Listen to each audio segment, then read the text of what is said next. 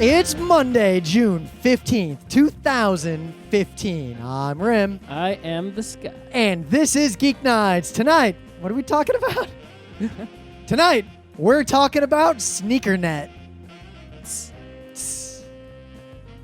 Let's do this. So I was unduly productive over the weekend because I had a bunch of, I had a panel from PAX South and then a bunch of other video from PAX South and a panel from PAX East, a bunch of other video from PAX East, and I had to edit that shit together so I can put it on YouTube. We've been kind of dormant on YouTube for a while. We've just been really busy with other stuff. I'm going to be not dormant on Saturday. It's a big Netrunner tournament. Stream. Live stream. Watch out. If their internet works. I'm going to get there, bring all this shit. Their internet's not going to work. Well, then you just got to record it all and upload it or live stream over LTE. 1 megabit per second or something. I don't know. You want to pay for that? I don't know. What? Don't you have free unlimited bandwidth or anything? You don't have free unlimited LTE? I could get away with a lot as T-Mo. Anyway, so... Live streaming from 11 a.m. to 2 in the morning. Independently of that, the... Adobe, we know a lot of people who are running some crazy old ass version of Premiere. They bought Production Premium or something 4 or 5 years ago. Well, if you don't have a lot of money and you did save up your money and spend thousands of dollars on that a long time ago and it still gets the job done, why would you start paying $50 a month to get Creative Cloud if the old one is still working for you and you aren't getting files from people with Creative Cloud that you need to be compatible or anything like that? There is a case to be made there. If you don't use the software that much and you already own one of those old versions, sure. But a lot of people say they don't want to upgrade because it's not better or they don't trust Adobe. Those are the same people. Listen, you should I'm not talking that anybody should be upgrading to beta untested versions, the pre-releases. Yeah. But if you have a production pipeline of creative stuff, you should just always be on the most current version of Adobe. Not just Adobe, but everything. Windows Update, if there's updates in Windows Update, install them. NVIDIA driver, if there's an update, install it. So did you see with Windows 10, one of the great things they're doing, if you have the home version, you cannot defer or prevent updates. They just happen. Fuck you. Good. I like that. Yeah, I like that too. It's if there's a new version of Chrome, it's just updating without you doing anything, but you should just update it. I prefer Firebird version 3.1. Right. If you're using Linux, just apt-get dist upgrade or apt-get upgrade whenever, right? Just if there's upgrades, get them. You should upgrade everything all the time, constantly. Now, some person's going to be like, oh, my production... It's whatever. I don't give a shit. Well, fine. I've done this on every computer forever, and I have less computer problems than everybody. You know what I'd say? One of those reasons is because I update and patch everything. I'm very... If your pipeline is such that it's that prone to disruption, and a disruption is that bad, you should have a UAT environment anyway. Obviously. So... But I heavily update everything. I'm super up-to-date on patches, and that's one of the reasons my shit always works great. But anyway, not to derail. So... Especially with Premiere and video editing workflows, Premiere 4 is kind of garbage. Yeah, I had Premiere Elements before, when you were in Beacon. Wow. And that was way garbage compared to the real Premiere. But even so, that's better. That Premiere Elements was better than Premiere 4. Yeah, guys, if you edit video and you're not using the most recent Adobe Creative Cloud Premiere or Final Cut. Creative Cloud is breaking away from the pack, at least with Premiere specifically, which is what I use all the time. Final Cut is a Mac only thing anyway. Yeah. So. The only reason the thing I'm about to say happened is because I'm on the updated version. Mm-hmm. So I found Dave Riley and Ajay did this great panel at Kineticon years ago. Yep. And I videoed it because I video everything. I have tons of old videos. I got lots of video of stuff and lots of photos of stuff that are just not posted anywhere. Yep. And in that same directory, I also had a panel that Luke Crane did at 2013 at a PAX. Mm-hmm. And I was all right, I had these things. I had the audio and everything in the directory. And I never done anything with them because it's a pain in the ass to sync everything up and just do all the stuff. But there's a feature now where you can take a whole bunch of just clips, just random crap, and just say, hey, synchronize this via the audio. And Premiere just figures that out. Yep. So I did that, and now I have this panel that Dave Riley did in 2012 at Kineticon, and this other panel Luke Crane did in 2013 at PAX, and they're already on YouTube. I'm just going to make them go live like in a couple days. The only reason I didn't do it today is because I just uploaded 2 other videos. One of the other things, the feature they added somewhat recently-ish is if you're doing speed grade or any kind of color grading, instead of like sitting there twiddling with all the color grading settings because you don't know anything about those because you're me and you're not a professional. Well, means you're me too. You're all of us. Right. You can just find a photo, any photograph that's already graded like the way you want, and drag that photo in, and it will grade the video to match the color grading in that photograph. Whoa, how well does that work? It'll even do it across. You can drag in a whole bunch of different video files into the sequence from different cameras and such, and it will grade all of them. Because I just all recently started really playing around with Lumetri looks, which are kind of like baby's first color grading. And they already work like way better than what I used to do of like trying to set like a luminosity curve or whatever for a video. Well, I mean, they work better if you record the video as low contrast as possible. Yep. So if you want to color grade from now on, I'll record the videos in the grade. No, I don't, because that mode. means that there's another step that I have to do or I can't Otherwise, upload. the video will look gray. Yeah. No, I use color grading just to make our like pretty badly put together video look a little bit better. Anyway, so yeah, I got a bunch of YouTube videos thanks to the fact that I just upgrade my software, and yeah, like new features come all the time. All right. Yeah. So it's Monday, not the lounge, it's tech day.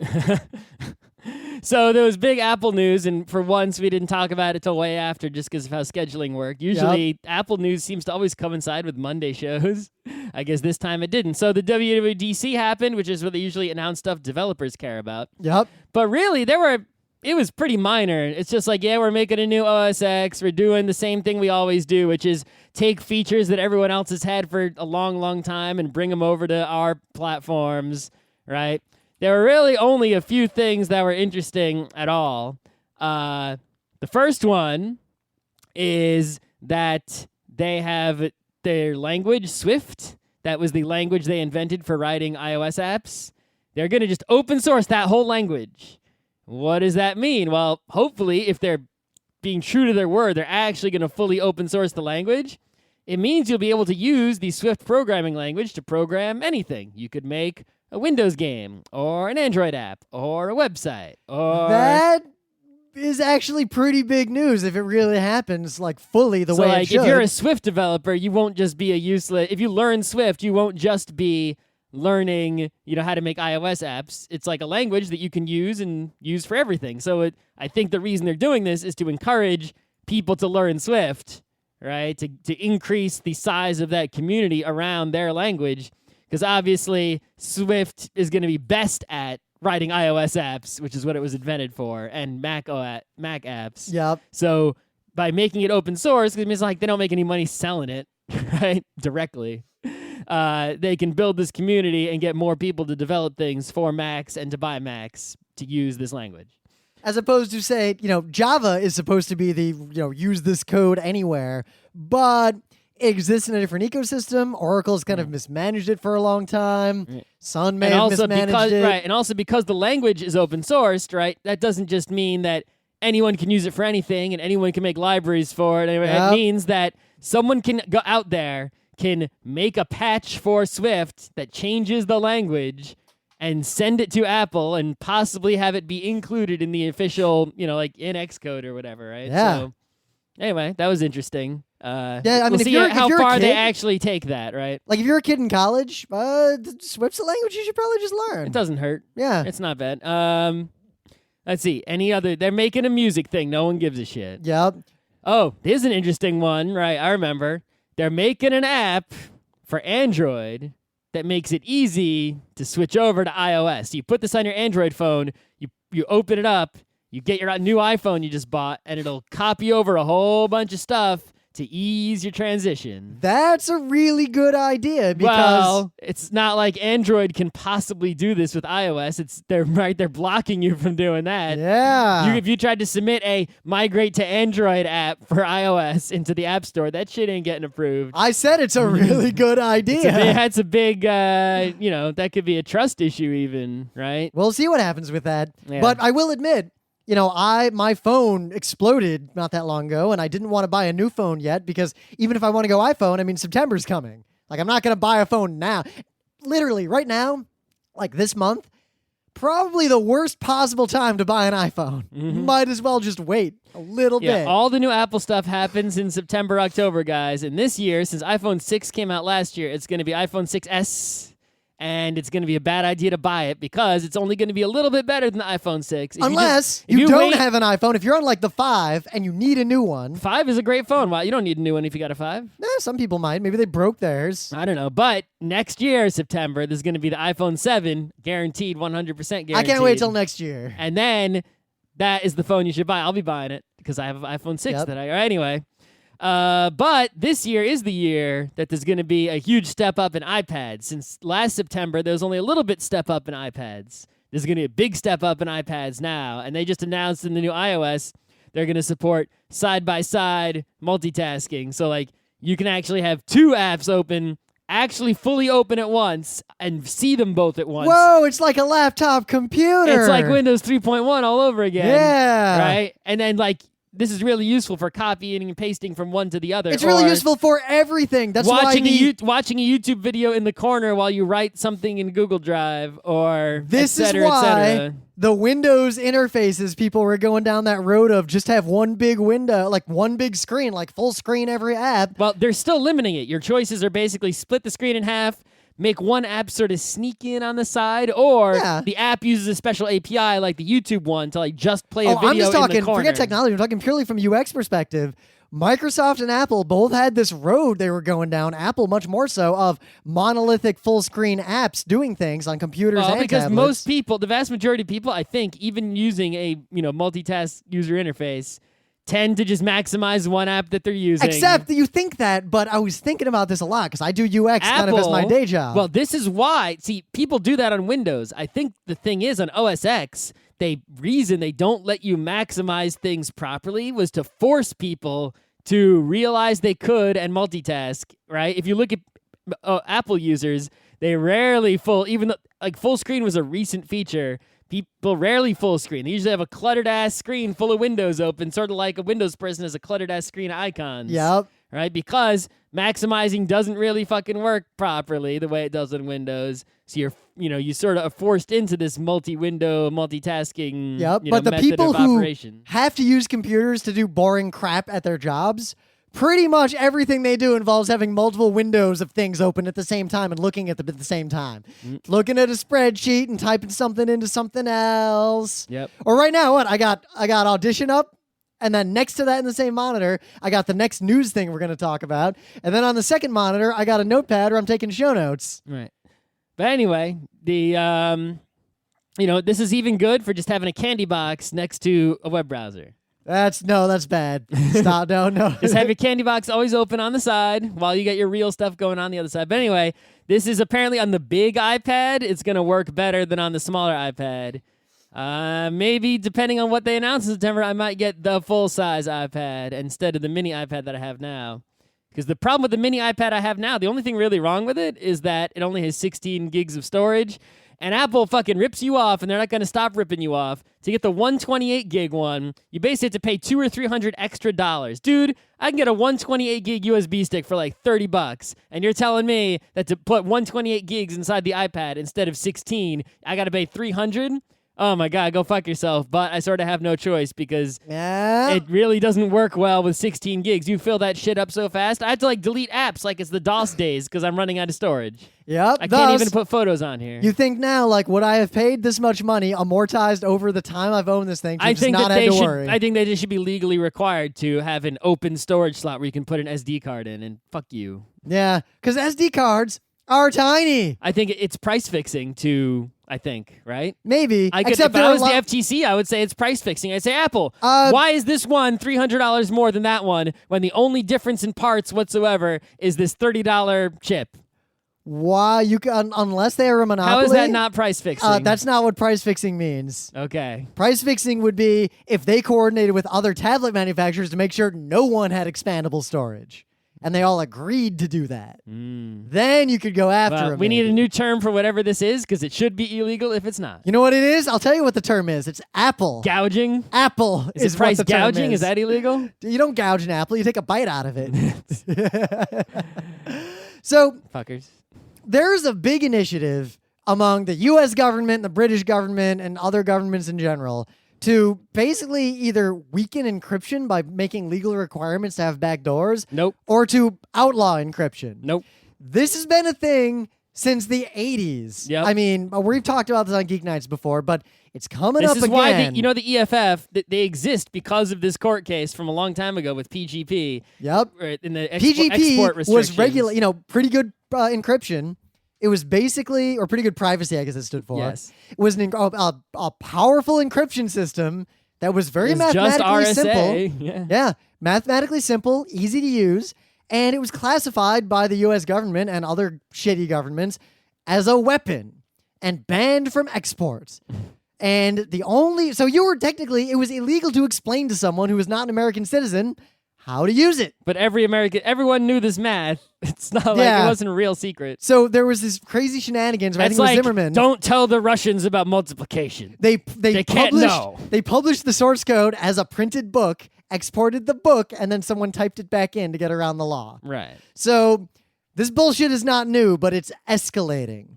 Partly because of the Snowden by the way, stuff. we won that case a long time ago. We did, but the governments of the world are frantically trying to put that genie back in the bottle, and they could succeed because the one thing that trumps encryption is guns, basically. Right.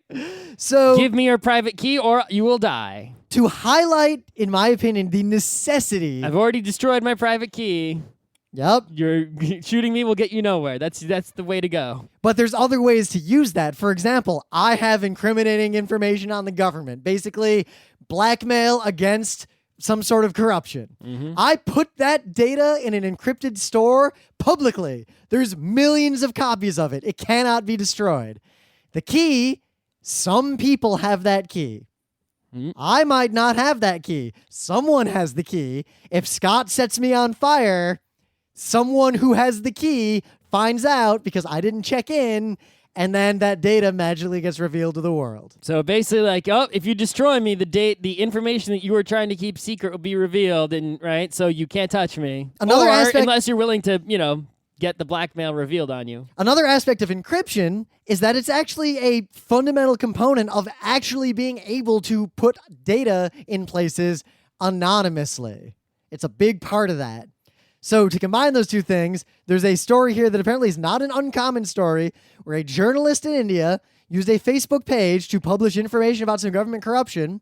And though he posted under a pseudonym, people figured out who he was, tracked him down, and the police burned him alive. The police burned him alive. That is what appears to have happened. If in the United States. Well, the police better get on arresting these people. No, even if police burn someone alive, right? In that case, right? If they shoot someone, it's like there's a police protocol for that. They can get away with it. If they burn someone alive, the FBI would come after them. Yep. So there are big investigations, everything going on, but isn't there an FBI of India? There is, but I have a suspicion. It's also corrupt. That's my suspicion. See, while I'm sure every part of the U.S. government is corrupt, I sort of get a feeling that the FBI is slightly less corrupt. If our government was that corrupt, like Snowden wouldn't be alive today. It's like as much corruption as we have, like the amount of corruption that goes on everywhere else in the world is actually way, way worse. It's to the point where people are just used to it. Yeah. Right? A cop pulls you over in the U.S. You can't just slip him a $50 bill and expect that that's going to make it be okay. That will make it worse.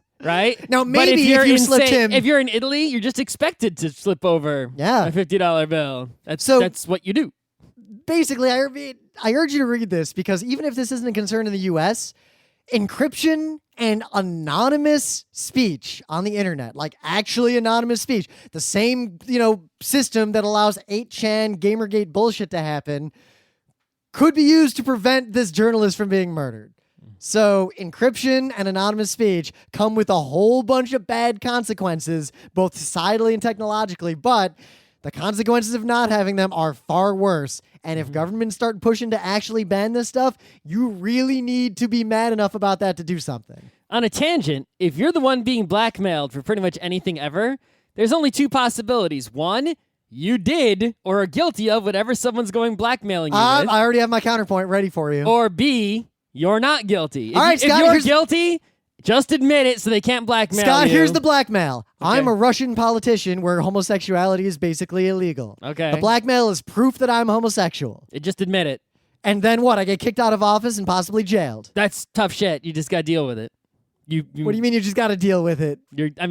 Stand up for being gay, and then, maybe that'll help fix things. Don't you think you could do better by being in the government as an incognito gay and then working to undermine the system? What if you're the rebel? When has that ever worked? There were a lot of moderately high-profile Nazis who were actually agents who were working hard on stuff like that.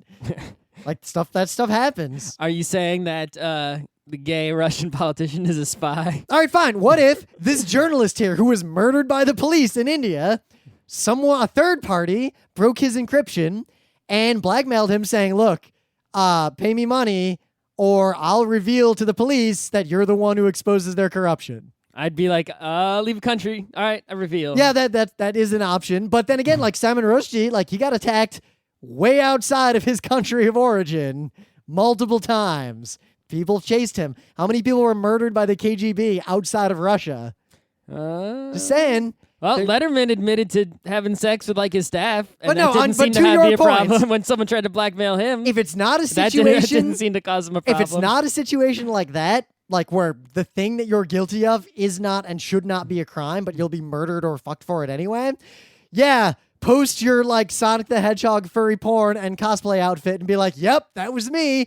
Yep, I'm still running for president. Bring it. Because the pain of that is not as bad as the pain of having to pay some asshole a bunch of money or whatever they want. Interestingly, I've learned recently... Unless they're blackmailing you for $1, right? I guess that's always possible. Rim's like, Scott, give me $1 or else I'll set your house on fire. It's like, here's $1. All right, we're good. Then I'm a racketeer, I guess. I don't know. But apparently, it is illegal to blackmail someone. Yeah, obviously. Sort of, but actually there's a lot of situations where depending on how it's framed, it's not. What? Give me one of those situations. I'm not a lawyer. I may execute upon it. So here's why. I know many things. It is not illegal to pay blackmail money. No, of course not. So if someone just says, hey, I have all these really embarrassing photos of you I found. Isn't that funny? And he doesn't directly threaten you, and you separately say, hey, here's the keys to this condo that I own. Use it whenever you want to pay that blackmail. You probably couldn't actually take any legal action against those people. Nope. So it appears that it's easy to blackmail people in such a way that it would be very hard to prosecute you for blackmailing them. Mm. Now I'm just thinking about that Monty Python skit, the blackmail show. I'll link to that as a secondary thing of the day. Right, but if you don't suggest, let's say I have a website, I put it up with a bunch of embarrassing photos of Rim, and it has a password so no one can get to it. And I send Rim hey, check out this website, and I send you the URL and the password. Yep. All I say is, hey, check out this website. You check it out. You go, oh shit. But you see there's a password on it. I haven't said anything else. I can't say anything else. I can't say pay me money or I can't, right? How do you get the hint that you're going to have to pay? You just don't realize. You just think, oh, shit, Scott's going to reveal. Well, see, you think that. This comes down to how naive are you and how dumb is the blackmailer. Right. This is like that Burning Wheel game where we failed our write test and then our cohort failed their read test. So one other news, I'm not going to talk about this a lot, but this is so amazingly cool. So there's in the culture books, there's the neural net mesh, which is like this technology where you basically put this this mesh inside of your brain, and then it's like an awesome machine interface. It's like a cyber brain and Ghost in the Shell. That technology is actually kind of real, and there have been some big breakthroughs in it recently, and they're injecting with needles meshes into the brains of rats in a manner that not only does not kill them, but allows the brain to be sort of analyzed on a level we've never been able to analyze a working brain before. Okay. This stuff is so cool. Just another step towards our Ghost in the Shell future. Yes. And also, the article is terrifying to read just by the nature of what and how what they're doing and how they're doing it. And it's phrased in this very sort of neutral language, but reading between the lines, horrifying death is a common failure condition in this kind of research.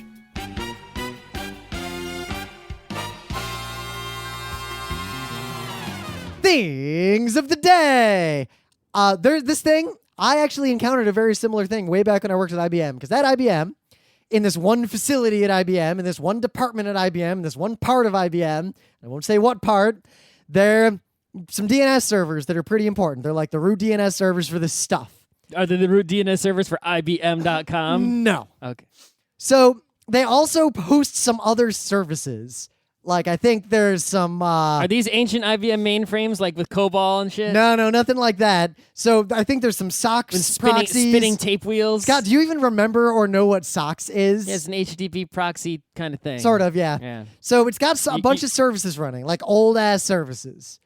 It was some OS2 warp machines. Oh, yeah, that's an IBM thing. That hadn't been powered off since before I started working at IBM. I thought OS2 Warp was the weird one that you got on like your home system that also was Windows 3.1. I thought that the real servers used just like OS2, not OS2 Warp. So this was OS2 Warp, and actually it had been updated periodically, so it was a version of that never made it outside of IBM. It was like a real, like they kept using it, developing it. I wonder if you can run it in VirtualBox. I have it.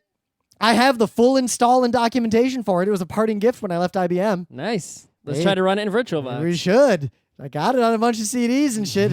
I guess we probably have to run it in box. Yeah, you'd have to run it on like a hardware. Which is an x86 emulator. That shit's not going to just work in like VMware. Yeah, BOCHS is an x86 emulator. Yep. So. But anyway, so this thing was never really powered off or anything and just kept working. Everyone was terrified of turning it off because they were afraid, what would happen if it doesn't turn back on. Yeah, this thing we haven't run the boot sequence on this in a long time. We don't even know if it works. Like, for all we know, I worry about that on servers that have been running for like a year. It's like, wow, if this reboots, will it turn back on? Yeah. Or even like, what if a hard drive failed in such a way that it just won't spin back up? And in old computers... Oh, mechanically, yeah. Yeah, or even like in old computers, it could be running out of RAM. That hard drive might be empty, depending on how it's set up. Like old OSs, you could run shit in weird ways that you wouldn't even dream of in the modern era. Yeah, what if this has like a RAM disk? Yeah, what if there's a RAM disk and like, oops.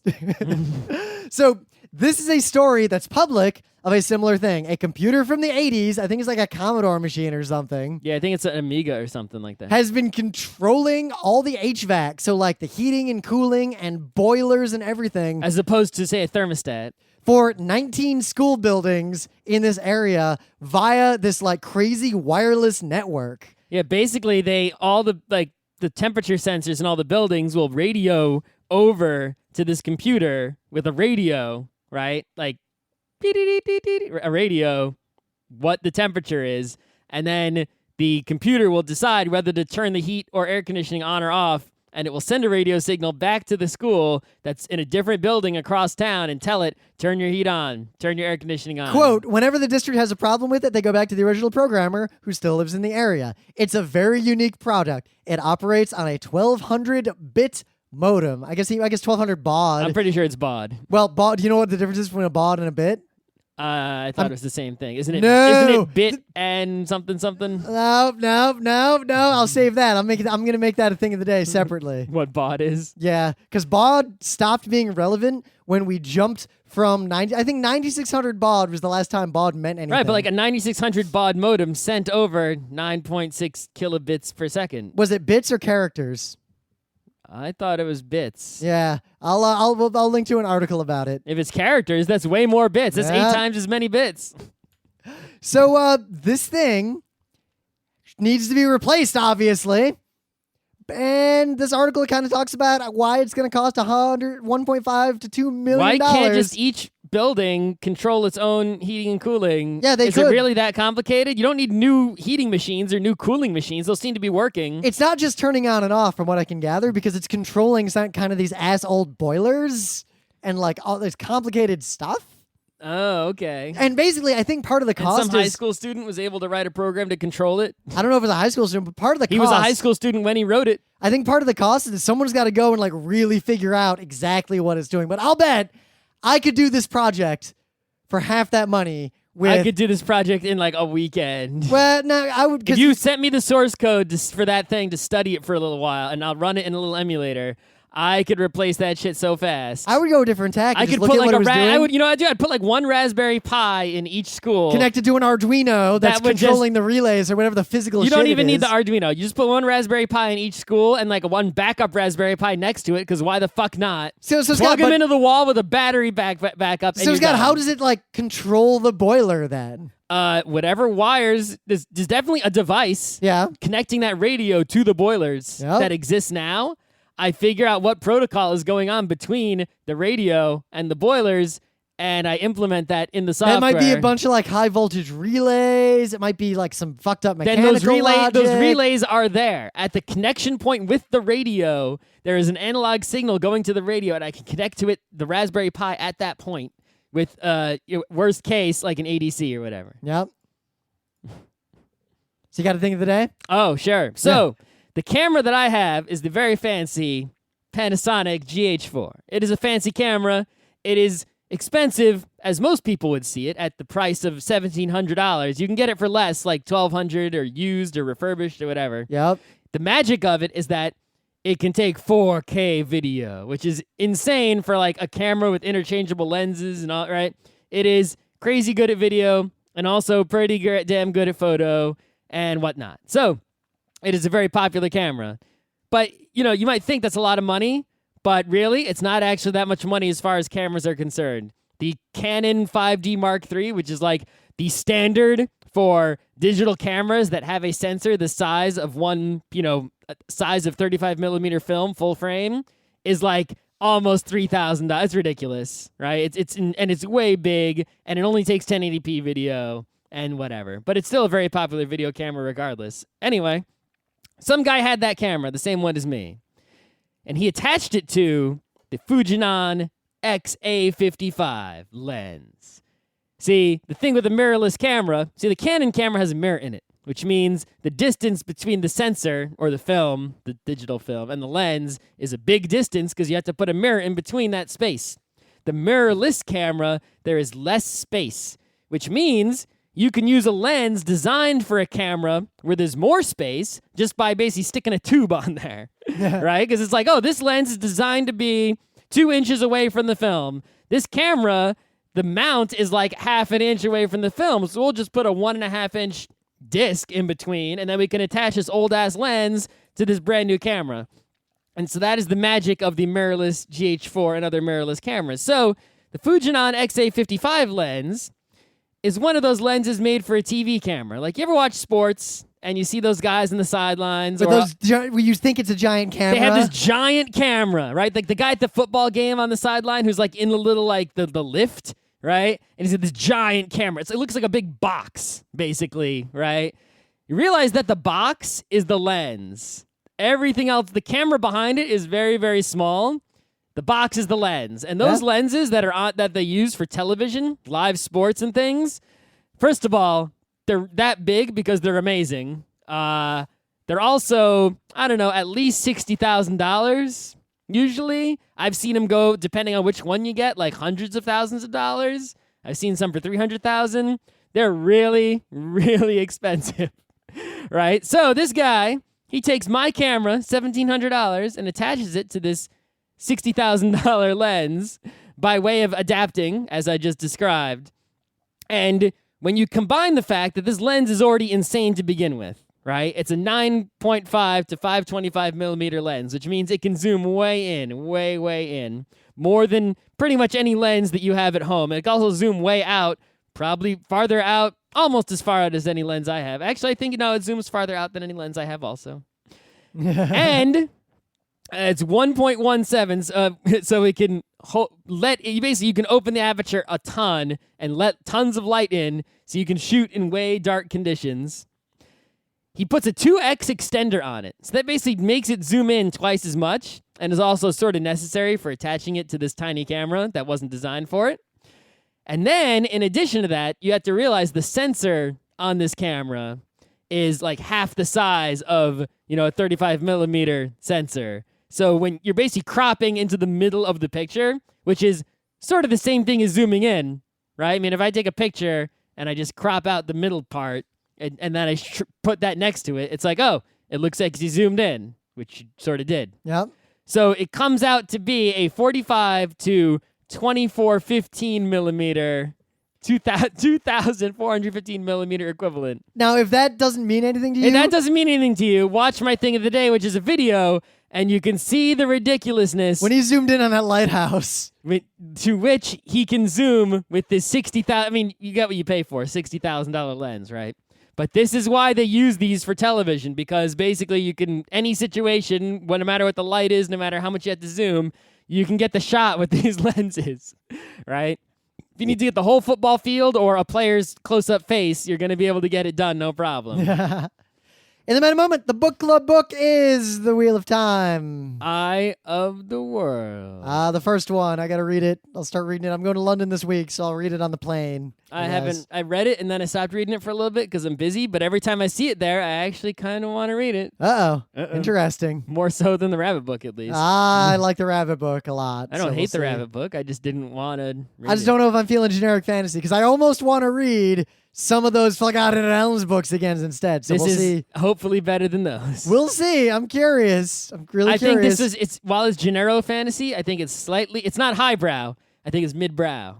So it's not lowbrow like your Dragonlance. Well, fuck Dragonlance. I'm just saying, it's midbrow. So I'm catching up with that video queue. So uploaded to our site on YouTube now are 2 videos. A short excerpt from our Bad Games lecture at PAX South in San Antonio, where we shit all over race walking for the garbage bullshit, not a sport that it is. And then the whole lecture, because why not? Also, this Saturday, I mentioned it already, but whatever. I'm going to attempt to live stream the Philadelphia Regional 2015. I don't know what order to put these words in. The 2015 Philadelphia Netrunner Regional Championship? Philadelphia Regional 2015 Netrunner Championship. Yeah, I don't know. How do you put those words in the right order? Someone help me out with that. But anyway, you can watch it. I'm going to live stream that shit if I can. And July 9th, 10th, 11th, and 12th, Kineticon 2015. The 9th is only like... Get your badge, because they don't mail the badges yet. The only bad thing about Kineticon. And it's like... There's a couple events at night that don't really count. There's 3 panels and the Nerd Prom, and a bunch of people just hang out Doesn't at the Nerd Prom require separate tickets? I don't know. I think so. I think it does. I've never... Or separate registration, at least. Despite running the panels department for many, many years, I've never been there Thursday night to We're not really into the Nerd Prom. Find out. I would have... If I was 17, I'd be so into that Nerd Prom. Maybe. Yeah, I know I would have been. Anyway. I know what I was like when I was 17. So, yeah. Talking about Sneakernet. So, Cuba opening up, and there's a fascinating article I'm linked to here, but basically, it's a report on El Paquete, or El Paquete. Okay. The package. It's just called The Package. Here, I'll read this excerpt for you. Cuba's answer, I'm quoting, Cuba's answer to the internet, an informal but extraordinarily lucrative distribution chain where anyone in Cuba who can pay can watch telenovelas, first-run Hollywood movies, search for romantic partners, etc.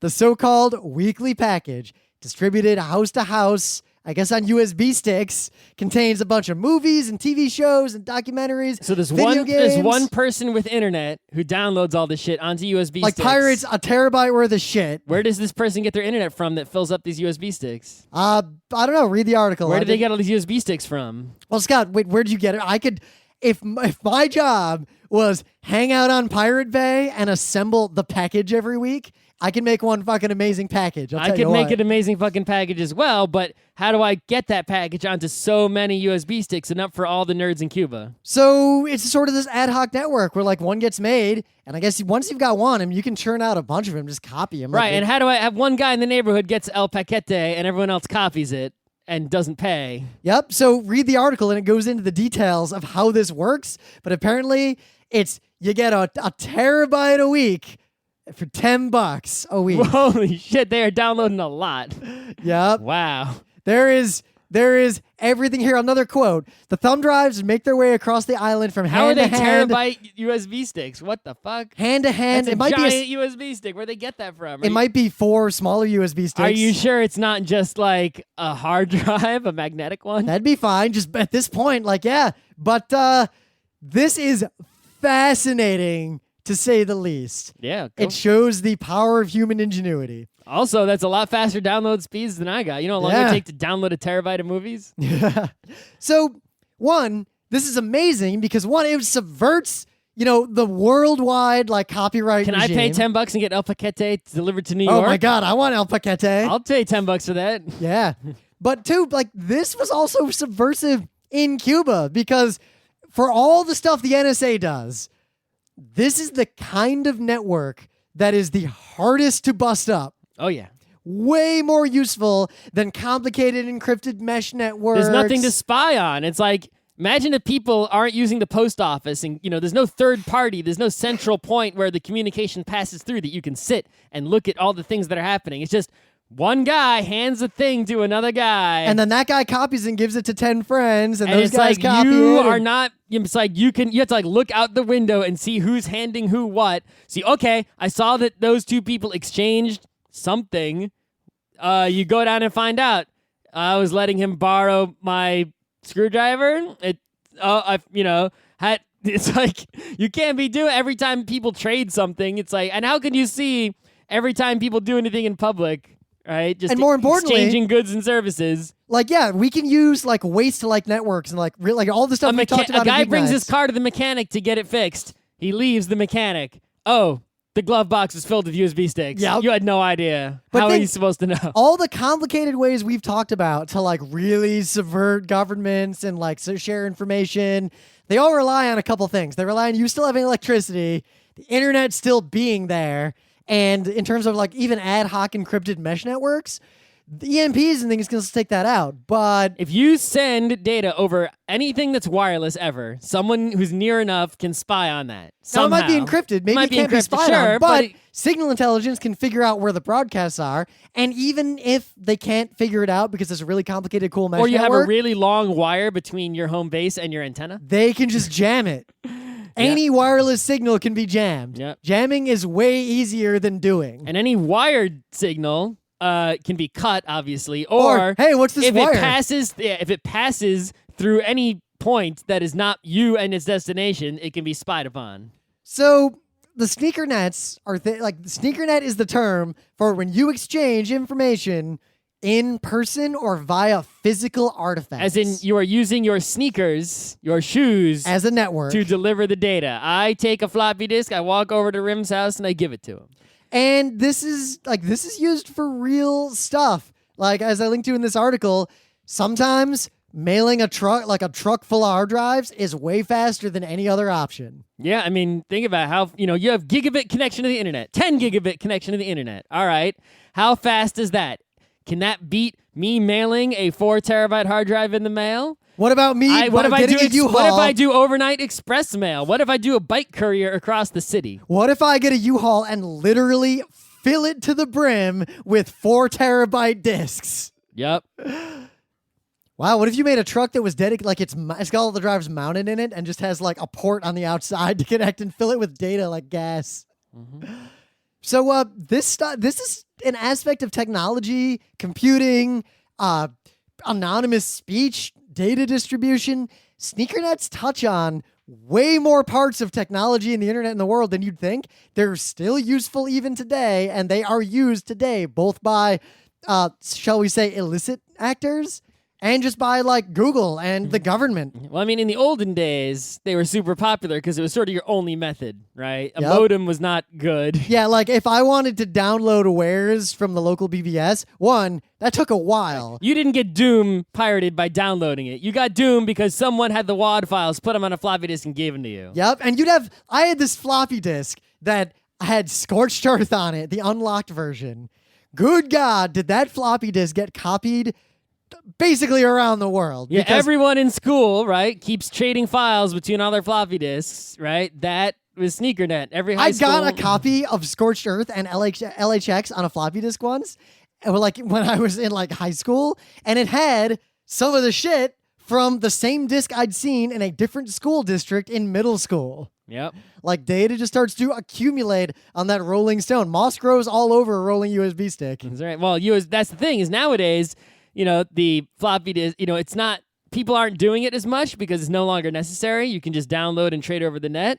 But the the USB stick that is such high capacity in such small space makes it more powerful when you do use it. Yep. And you can do crazy stuff. You can leave a USB stick out in public somewhere and someone can pick it up because it's so small. People are like sticking USB sticks in walls with the USB port sticking out. Yep. And if you get a little cable or shove your laptop up against the wall, you can get the data on there or leave data off. So think about this. Hey, what's this USB stick? Oh, it's a whole bunch of government anti-corruption stuff. Huh. Oh, it's a bunch of viruses. It just ruined my computer. Yeah, that too. Did you see the dude? He made a proof of concept, a USB stick that will physically destroy any computer you plug it into. Nice.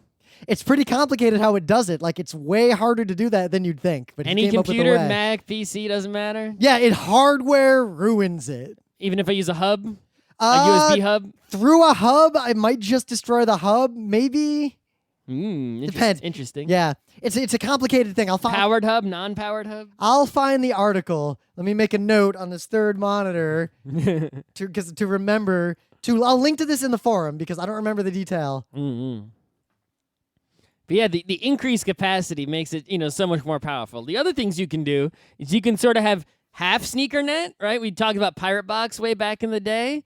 You can make like a physical thing that you carry around that has Wi-Fi. So it's still wireless. It still sort of has that bit of insecurity, but you have to be pretty close to it to get it. But then the power of it is so much greater. Imagine if I just had a bunch of hard drives and some access points in a truck, and I drove around town and parked in a few places according to like a schedule, and like I hid my SSIDs so that you had to know and see the truck was there and be in the know. And then you log into this thing and it tells you the flash mob information where to go to do the whatever crazy protest Or you thing log you're gonna in do. and access the terabytes and terabytes of data in El Paquete that is in my truck. Whoa, that gave me a great idea. That's the new pirate radio.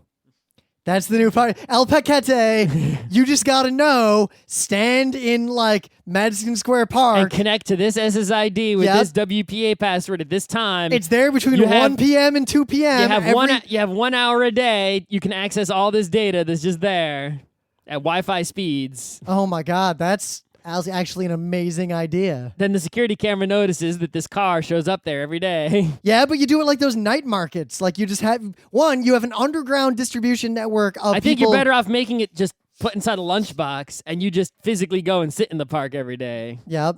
It's, a guy has a routine of going to the park every day. There is nothing suspicious There's about that a lot whatsoever. of ways to do it. You could use directional antennas and do it like from a rooftop, point it at an area. Oh, and turn it on and off? Yeah. Yep. There's a lot of cool. There are ways to do this. Mm-hmm. There's many ways to do this. But the idea is that if you want, there's a lot of things you might want to do where putting that information on the internet publicly ruins it because people you don't want to see it can have access to it. And encryption and everything, there's like noise and chatter could still reveal what it is you're doing. Sneakernet, or I guess pirate Wi-Fi, localize the effect, and it's security through obscurity. Like, don't get me wrong, but it's obscurity that's kind of hard to defeat. And, even at the beginning of The Matrix, the dude comes up to his door and with, like, trading floppy disks, right? Well, I mean, never This is forget in Hackers, the famous line, hey, remember that place I put that thing that one time? Yeah. I still have some old friends. I still have some relationships like that. There is, in fact, a place where I put that thing that one time, and there's some people on this earth who know exactly where that is. Probably in Michigan somewhere. Maybe not. Pretty sure it is. Maybe not. Okay. I'm not going to say anything about it because it's kind of important in case I ever need it. Uh-huh. You never know. The gun. yeah, there's a gun hanging out there. $1. A D20.